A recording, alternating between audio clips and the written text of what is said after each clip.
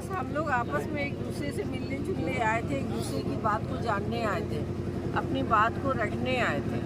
Madam चुनावी साल है, काफी लोग इंतजार कर रहे हैं कि हिना मैडम कब अपना पत्ता खोलेगी, कुछ बोल नहीं रही है, तो क्या कुछ कहना चाहिएगा सिवान के लोगों से आज आप? देखिए, पत्ता किस बात की, हम लोग अभी संघर्ष में हैं और हम लोग कोई बहुत बड़े लीडर नहीं हैं। हम लोग समाज सेवक हैं, समाज में जाएंगे, सेवक बनकर बात करेंगे, उनकी बात को सुनेंगे। 2024 की तैयारी मान ली जाए मैम इसको? तैयारी की शुभारंभ मानिए या हमारे लोगों से मिलना जानिए।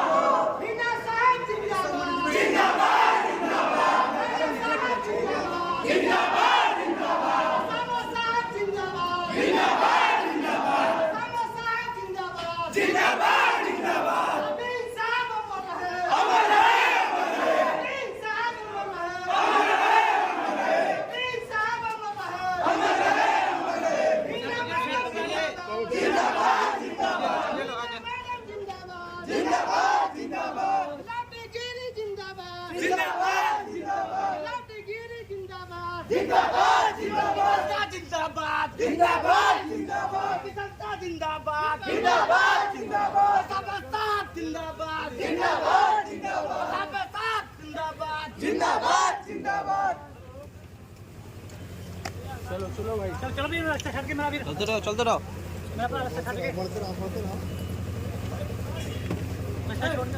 रास्ता साइड हो जाता है।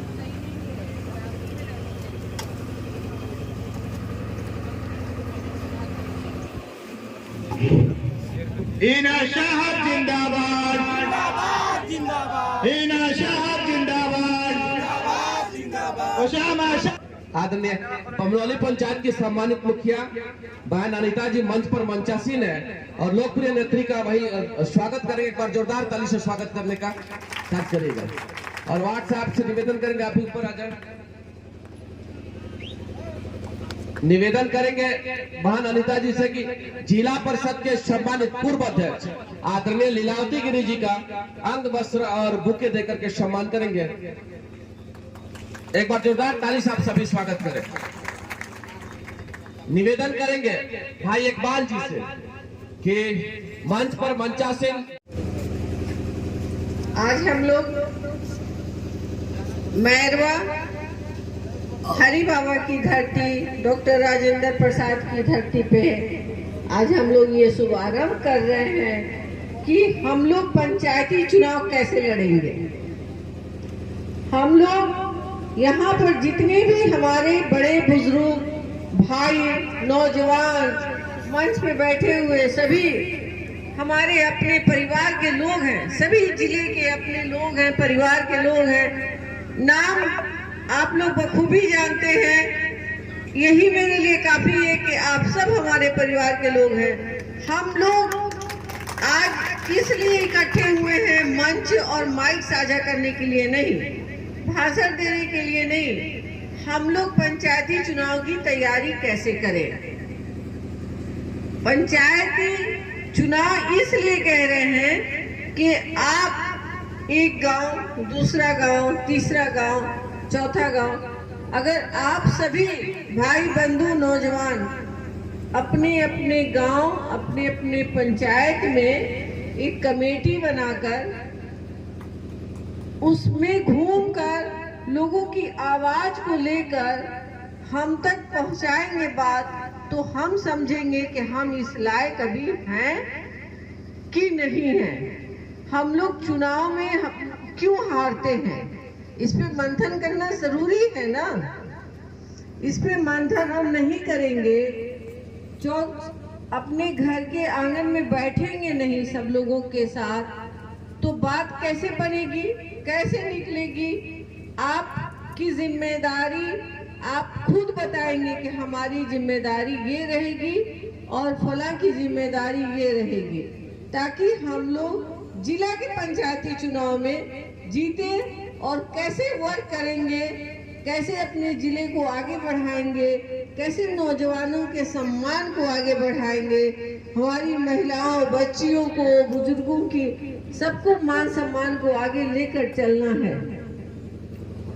अगर आंगन आंगन में नहीं बैठक करेंगे, चौक चौराहों पर खेती बाड़ी के बीच में नहीं, खेत खलिहान में बैठक करेंगे, नहीं बात करेंगे, तो फिर वही बात होगी कि ये आम सभा होता है और कुछ नहीं होता है। तो आम सभा नहीं करनी है, हम लोगों को दिल से जुड़कर खुद के लिए ये चुनाव जीतना है। अब किसी का नाम, किसी को बदनाम करना हमारा काम नहीं है। और नीला पीला झंडे की जो बात होती है, हमने एक बार कहा था, सिवान जिला हम सबका है। हम सबका के मतलब है कि हमारा हम सबका परिवार है, और उसमें कोई भी परिवार में छोटा बड़ा, ऊंचा नीचा होता है बात, तो उसको दिल पे नहीं लिया जाता है, उसको मेल मिलाप करके चलने की कोशिश की जाती है। तो आप लोगों से आग्रह है कि हम हार के डर से नहीं सभा कर रहे हैं, हम जीतने के लिए ये कर रहे हैं कि आप सब लोग मिलकर लड़ें और जीते। जब जीतेंगे तभी तो विकास करेंगे, और विकास जो है वो आप लोगों के ही हाथों से होगा। हम अकेले कुछ नहीं कर सकते हैं, हम अकेले अपने घर में बस आराम कर सकते हैं, काम नहीं कर सकते हैं। काम करने के लिए आप सबका सहयोग चाहिए। तो हम सभी लोगों से हाथ जोड़कर आग्रह करते हैं कि आप लोग आपस में कमेटी बनाइए कि एक गांव की जिम्मेदारी लेंगे, एक पंचायत की लेंगे।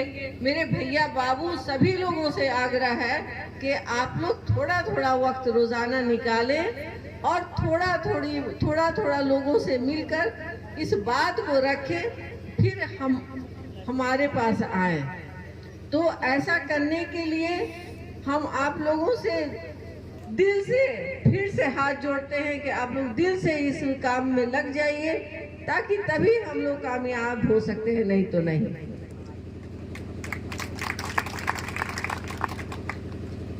बहुत बड़ी बड़ी बातें करने हम नहीं आए हैं, हम आप लोगों से बैठकर आप लोगों की बातों को सुनना था। लेकिन यहाँ मंच है और हम लोग ही बोल रहे हैं, आप लोग सुन रहे हैं, आप लोग कुछ नहीं कह पा रहे हैं। तो फिर हम आएंगे और आप लोगों के बीच में और आप लोगों की बात को सुनेंगे, फिर हम लोग रणनीति तैयार करेंगे। Thank you. सिवान की जनता जिंदाबाद।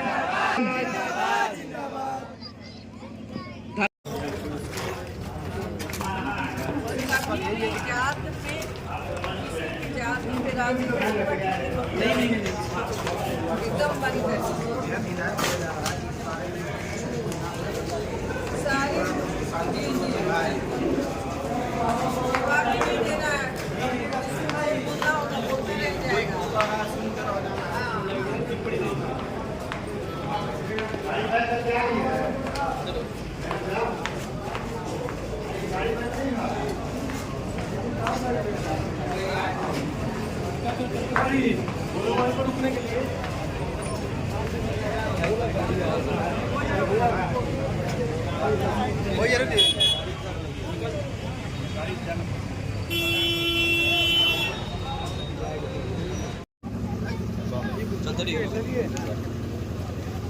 बात को थोड़ा सीरियस ले लीजिएगा एकदम।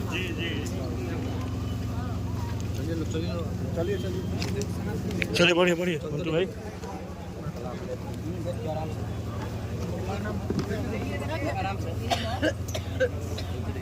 चल ही रहे हैं।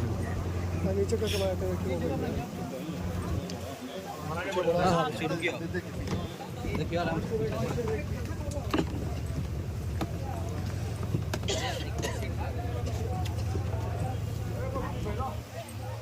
क्या बाबू लोग, क्या हाल चाल है?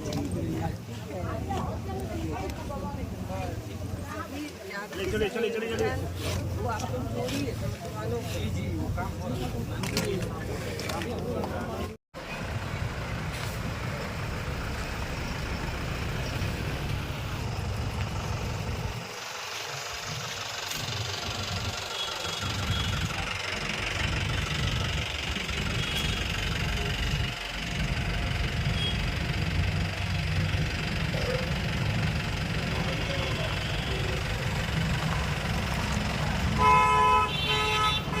मुखिया संजय सिंह जी, चंद्रमा जी, इकबाल जी, नीरज जी, इस मंच पर बैठे हमारे सभी सम्मानित, इस सभा में आए हुए हमारे तमाम सम्मानित आदरणीय नौजवान भाइयों, पत्रकार बंधुओं, आज मैडम आपके बीच आई हैं।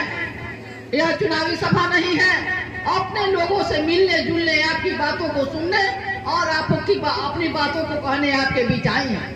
आप सभी जानते हैं कि आने वाला समय में चुनाव होना है और 15 साल पहले जो विकास हुआ, 15 साल से सिवान की जनता ललाई है विकास देखने के लिए, लेकिन जनता टकटकी लगाई हुई है वह विकास देखने के लिए जो हमारे डॉक्टर मोहम्मद साहब किए थे।